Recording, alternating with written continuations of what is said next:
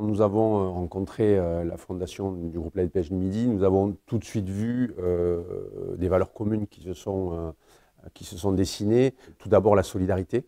C'est une valeur fondamentale chez Harmonie Mutuelle. Nous sommes une entreprise à but non lucratif issue du mouvement de la mutualité, qui est un mouvement centenaire et fondé sur la solidarité. Donc c'est pour dire si la solidarité fait partie de nos valeurs et c'est même une force. Et cette solidarité qui se dessine dans la fondation du groupe La Dépêche du Midi, notamment portée vers la jeunesse, est pour nous voilà, quelque chose qui est vraiment fait partie de notre ADN.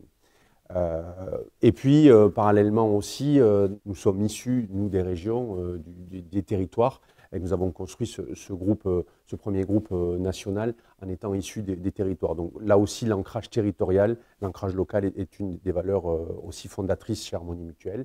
Et enfin, la dernière valeur qui a fait écho chez nous aussi, qui est portée fortement dans le groupe, la fondation du groupe La Dépêche du Midi, c'est la performance, liée avec ce lien d'utilité sociale, la performance par rapport voilà, à cette jeunesse, j'allais dire, un peu méritante, et comment on peut aider cette jeunesse méritante à s'en sortir, au-delà d'ailleurs d'aspects financiers avec les bourses, mais aussi avec ce lien social, notamment avec ce système de tutorat dans les bourses actives qui est pour moi quelque chose qui est essentiel. Le concours d'éloquence, pour moi, fait partie aussi de quelque chose de très important, y compris dans la vie professionnelle. L'éloquence, c'est un levier très, très important dans nos vies professionnelles et pour ça que ce concours, pour moi aussi, revêt une importance assez intéressante.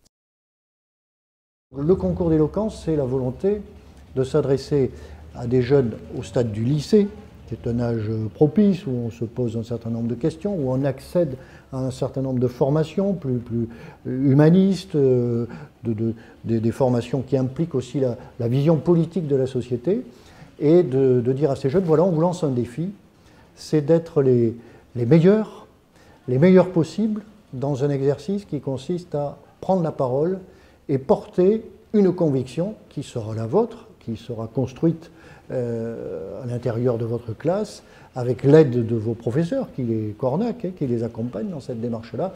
Mais véritablement, on a affaire à des jeunes qui portent avec beaucoup de détermination, de fortes convictions et qui est le fruit d'un travail profond. Le groupe Pierre Fabre accompagne la fondation de La Dépêche depuis 2008, depuis sa création. Le groupe Fabre est très, très engagé au niveau régional et au-delà de notre activité économique qui est évidemment importante dans la région. Pierre Fabre, et nous perpétuons cette volonté, a toujours été très impliqué dans des opérations, des programmes qui permettent de faire rayonner le territoire, de manière générale la grande région Occitanie, en termes culturels, en termes sportifs, en termes éducatifs. Et donc il était assez naturel que côté nous soyons engagés, partenaires de la Fondation. L'idée du groupe Pierre Fabre, c'est qu'à chaque fois que nous prenons soin d'une seule personne, nous rendons le monde meilleur. Ça, c'est notre raison d'être, et vous voyez qu'elle est très en résonance finalement avec la mission, l'objectif de la Fondation de La Dépêche, qui consiste à apporter une aide très personnalisée à des jeunes talents méritants qui ont besoin d'être aidés, à qui on a besoin d'apporter un coup de pouce pour leur permettre d'accéder à l'enseignement supérieur ou à un métier qui corresponde à leur talent et à leur ambition. J'ai été invité par la présidente de la Fondation de La Dépêche à siéger au jury du concours d'éloquence au début de l'année 2020. J'ai été très impressionné par la qualité de ce concours, par l'engagement qu'il suscite auprès de jeunes très, très talentueux. Et voilà, j'ai senti beaucoup d'énergie. Et je suis sorti de cette demi-journée moi-même rempli de l'énergie qu'ils ont su nous transmettre lors de débats et qui étaient particulièrement intéressants.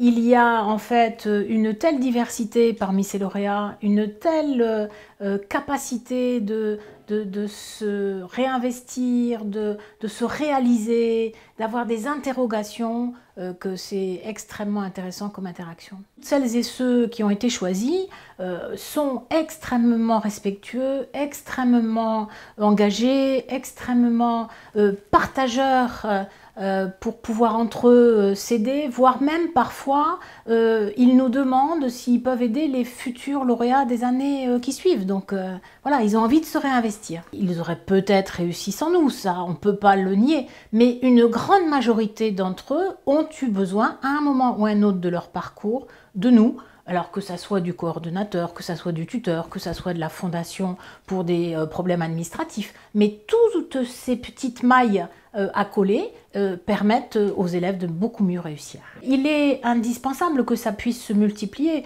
tant la difficulté est quand même de plus en plus grande pour les élèves, hein, pour les adolescents, pour les étudiants. Donc c'est vrai que ce genre d'association et ce genre de capacité de permettre à ces lauréats de s'exprimer dans une plus grande sérénité, que ce soit la sérénité psychologique, financière et encadrement. Tout ça contribue forcément à leur réussite, c'est évident. Je suis en master actuellement à l'INSA Toulouse en ingénierie civile et en double diplôme aussi à l'ENSA Toulouse en architecture et je voudrais être spécialiste du patrimoine. La fondation, ça m'a vraiment donné une grosse impulsion et donné la possibilité de faire ce que j'avais vraiment envie de faire. Ça m'a apporté beaucoup de choses. Alors tout d'abord, bien sûr, l'aspect financier, parce que je viens d'un milieu modeste où je n'ai pas beaucoup de revenus. Et forcément, les études, ça implique un appartement, du matériel, informatique ou non. Et donc l'aspect financier, il n'est pas du tout négligeable, mais au-delà de ça, c'est surtout l'aspect humain, parce que j'ai eu un tuteur qui m'a été attribué. Donc à chaque fois que j'ai un problème ou que j'ai besoin de conseils, d'être rassurée ou de faire le relais avec la fondation, mon tuteur est là. Et c'est vrai que quand on débarque un peu dans le monde des études supérieures, on se sent un peu seul, on est tout jeune, on n'a pas forcément de repères. Et le fait d'avoir un tuteur, c'est vraiment le point fort de la fondation. Et pour moi, vraiment, c'est ce qui m'a beaucoup aidée, notamment lors de ma première année de prépa, où j'étais souvent triste et un peu overbookée de travail. Et mon tuteur m'a vraiment été d'une aide impressionnante et pour ça, vraiment, je le remercie. Et après, j'essaye vraiment de promouvoir la fondation et d'expliquer vraiment tout le bénéfice qu'on peut en retenir. Ne pas hésiter à postuler, parce qu'au final, moi, j'ai postulé, mais je ne pensais pas du tout être retenue. Et maintenant, c'est un gros plus que vraiment, si je devais faire la même chose, je referais exactement pareil.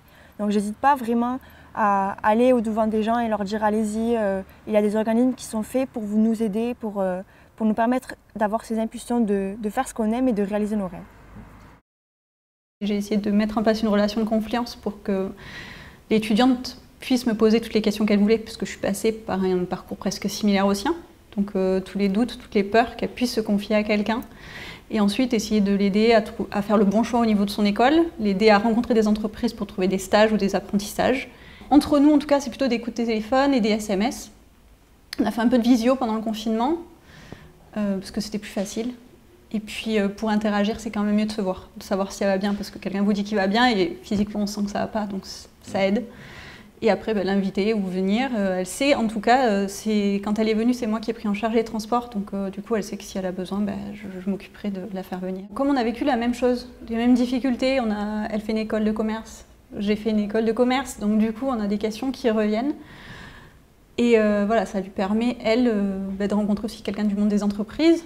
Donc aussi, elle s'est mis beaucoup de pression de réussite. Donc lui faire comprendre qu'elle a toute sa vie pour réussir. C'est pas grave, on peut se tromper, on peut réussir. On a tous des parcours différents. C'est qu'en fait, aux jeunes, on leur demande de réussir tout d'un coup très vite parce que ça coûte cher, parce que tout doit aller vite en fait. Et eux, ils vont vite. Donc il faut leur faire comprendre qu'ils prennent le temps. Donc elle, ce que ça l'aide, c'est à temporiser, à un peu plus se calmer et avoir quelqu'un qui va lui dire ce qu'elle pense sans appréhension.